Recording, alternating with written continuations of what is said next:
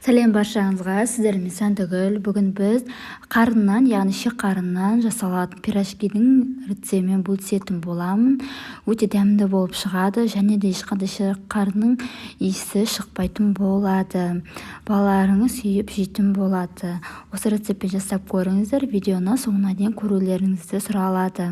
Ең алдымен біз қамырын дайындап аламыз. Қамырына, яғни жылы суымызды құямыз, және де үстіне осындай кішкентай ас қасықпен дрожж, және де үлкен ас қасықпен секер саламыз, 2 қасық, және де сұйық май қосамыз, және де үстіне осының барлығын жақсылап араластырып аламыз.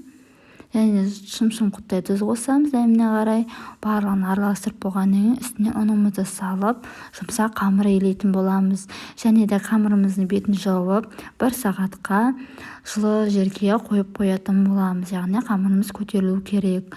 Міне көріп тұрғандарыңыздай осындай томпақ болып илеп қойдым. Енеге бетін жауып қоятын боламыз.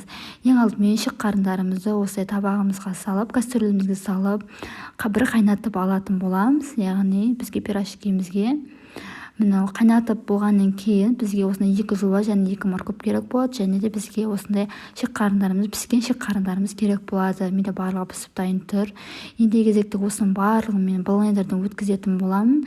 Яғни уақыттап, осы блендер болмаса, массировкадан немесе өздеріңіз уақыттап турасаңыздар болады.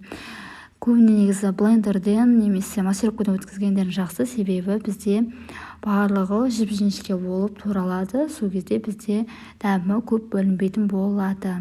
Міне осындай болып өтті. Барлығын осылай өткізіп аламыз түгел. Өткізгеннен кейін мына қамырымызды жаятын боламыз. Қамырымызды осылай жайып алдым, және де үстіне мына начинкамызды салып, ары қарай қуырып алдым. Жартысын печеный алып, жартысын жареный алып жасадым. Міне достар, сіздер жасап көріңіздер, өте оңай, және де ешқандай шек қарын дәмі шықпайды. Осы рецептпен жасасаңыздар болады. Достар, менің каналымда басқа да пайдалы рецепттермен бөлісетін боламын, көрсеңіздер болады. Рахмет.